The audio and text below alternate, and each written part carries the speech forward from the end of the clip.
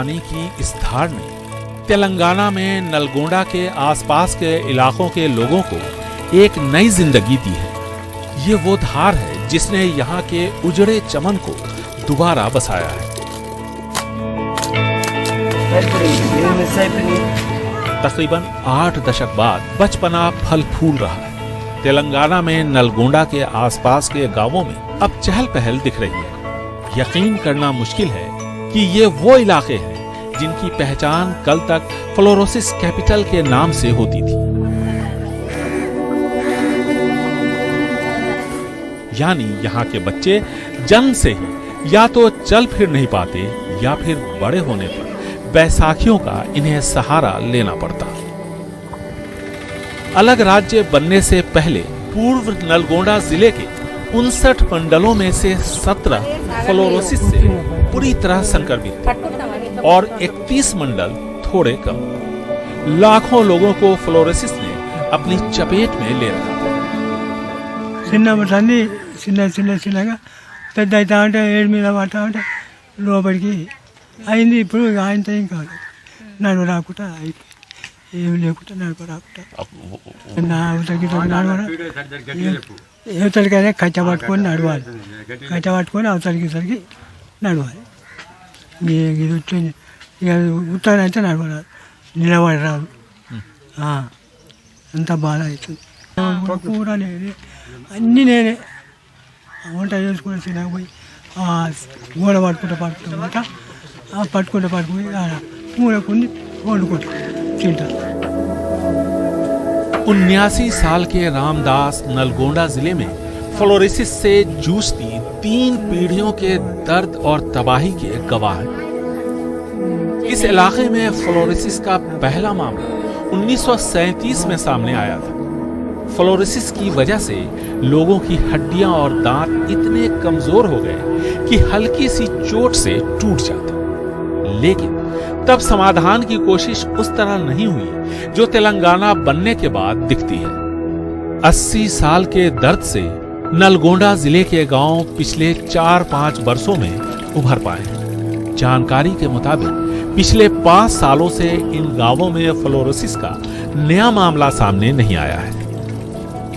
तकरीबन 40 साल के स्वामी और लगभग 40 साल की थेरी पथियम्मा को देखकर उस दौर के दर्द को महसूस किया जा सकता है। इन्होंने सिस्टम से लंबी लड़ाई लड़ी ताकि भविष्य की नस्लों को संभाला जा सके। हैदराबाद हो या दिल्ली का जंतर मंतर, सभी जगहों पर ये प्रदर्शन करते रहे ताकि जो तकलीफ अनजाने में ये उठाने को मजबूर है उससे दूसरों को बचाया जा सके। स्वामी के पास कई सारी कहानियां हैं, कई सारे प्रधानमंत्रियों से मिले, राष्ट्रपति से भी मिले जैसा कि इनका कहना है।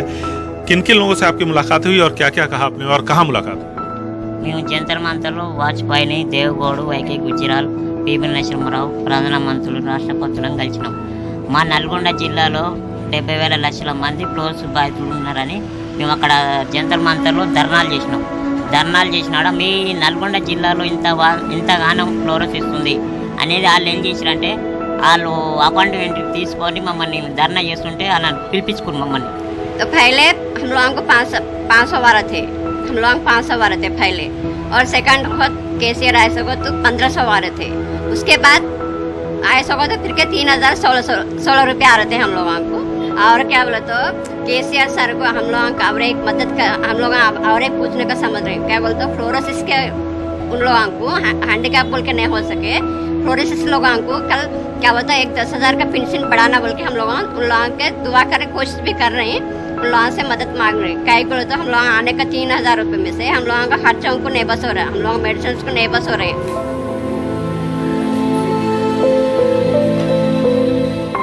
वो भी बेबसी और निराशा का एक अजीब दौर था।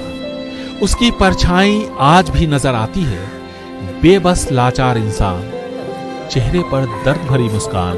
35 साल के मुत्याल मरीगुंडा गांव में अपने माता पिता के सहारे जिंदगी गुजर बसर कर रहे हैं। राज्य सरकार की तरफ से मिलने वाली 3,000 रुपए की पेंशन इस परिवार के लिए एक बड़ा सहारा है। ऐसे जो लोग हैं उनके देखरेख के लिए सरकार क्या करती है? ये लोगों को वो फ्लोरोसिस का ट्रीटमेंट वो करने को है, इधर सेंटर है, उस सेंटर में वो लोगों को कर रहे हैं। घर वालों को तो बहुत परेशानी होती होगी यहाँ पर, इसलिए कि इनकी देखरेख भी करना पड़ता है और मुश्किल हो रहा है। इस वास्ते एनरिम संस्था एक स्वच्छंद संस्था है, वो लोगों उनको पूरा मेडिसिन क्या होना है वही दे रहा। అదే ఇంటింటికి నల్లాలు ఇవ్వడం జరిగింది. అదేవిధంగా మా గ్రామ పంచాయతీలో 519 కలెక్షన్లు ఉన్నాయి. మేము ప్రతి ఇంటికి స్కూళ్ళు కానీ, హాస్పిటల్స్ కానీ, ఇంకా అంగన్వాడీ కానీ ప్రతి ఒక్క ఇంటికి కానీ నీళ్ళు ఇవ్వడం జరిగింది.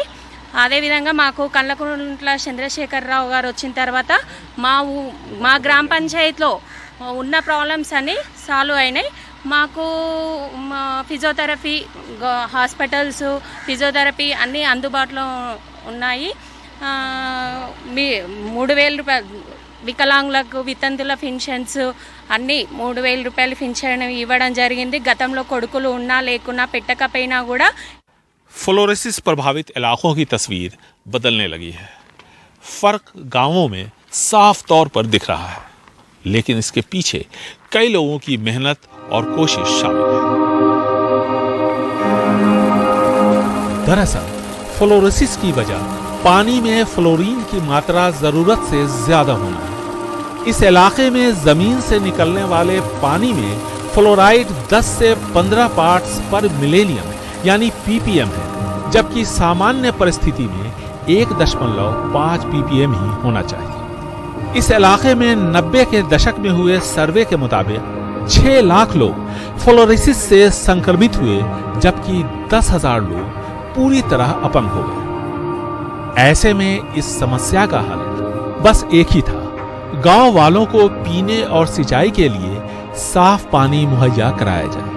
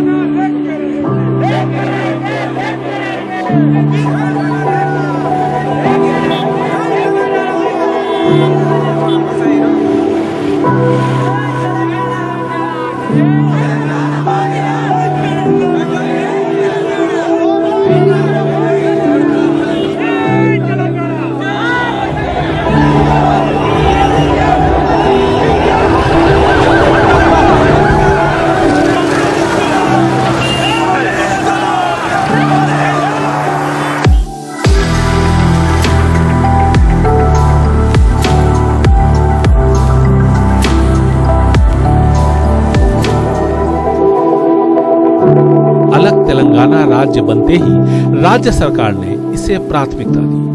दूसरे जिलों की ही तरह नलगोंडा में साफ पानी घर घर पहुंचाया गया।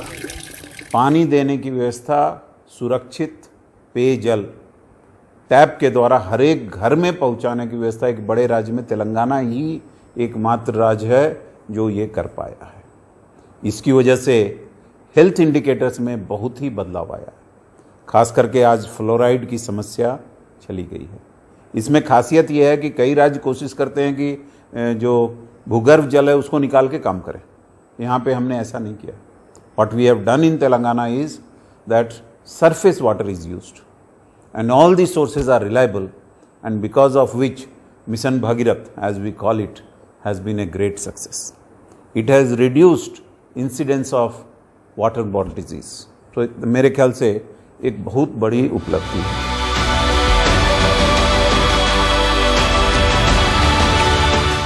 स्वच्छ जल घर घर पहुंचाना एक बड़ी चुनौती थी।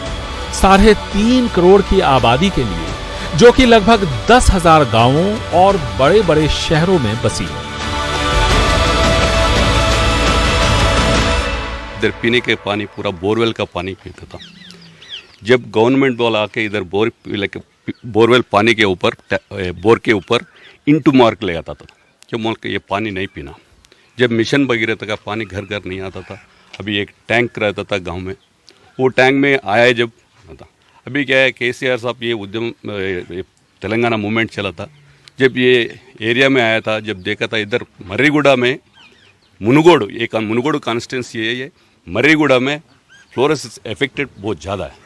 इधर घूम के जब भी आप मिशन तेलंगाना आएगा, पक्का आएगा, आने के बाद घर घर को पानी, जो घर का लेडीज है रोड के ऊपर ये पानी लेके जाने के लिए नहीं आना, हर घर पे नल फिट करने का वादा किया था। घर घर पानी पहुंचाने के लिए कृष्णा और गोदावरी नदी का पानी सतह से तकरीबन 450 फुट नीचे से पंपों के जरिए 2 चरणों में ऊपर टैंकों में पहुंचाया जाता है और फिर वहां से वाटर ट्रीटमेंट प्लांट। दूर दराज के इलाकों में पानी पहुंचाना किसी चुनौती से कम नहीं है। देखिए किस तरह से पानी का फिल्ट्रेशन होता है और फिर इसके बाद पंप के ज़रिए इसे ऊंचाई तक ले जाया जाता है और फिर वहां से ये गांवों तक पहुंचता है, आम लोगों के घरों तक पहुंचाया जाता है। और ये एक बहुत बड़ा मैकेनिज़्म है जो कि आप यहाँ पर देख सकते हैं, बहुत बड़े क्षेत्र में ये फैला हुआ है। हमारे साथ धनंजय रेड्डी साहब हैं जो कि एग्जीक्यूटिव इंजीनियर हैं।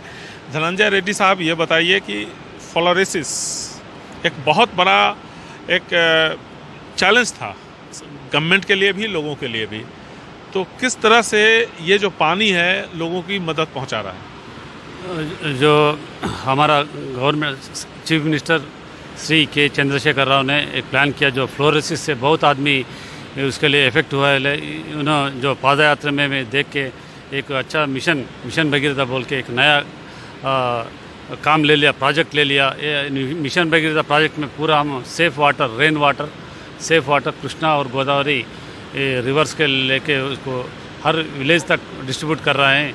जो rain water, mission Bhagirath water में फ्लोरीन कंटेंट जो है with in the allowable limits है, इसीलिए सबको ये फ्लोरोसिस से पूरा विमुक्ति मिल गया। जो फ्लोरोसिस का जब ये अभी जो प्रेजेंट इफेक्टेड पब्लिक है वो लोगों को गवर्नमेंट ने मेडिसिन दे रहा है और ये मिशन भगीरथ पानी पीने के लिए, पानी पीने जो इफेक्टेड पीपल को जो बोन्स को जो स्ट्रेंथन हो रहा है, जो इसलिए सब इन द एंटायर स्टेट सब आदमी मिशन भगीरथ पानी पी रहा है।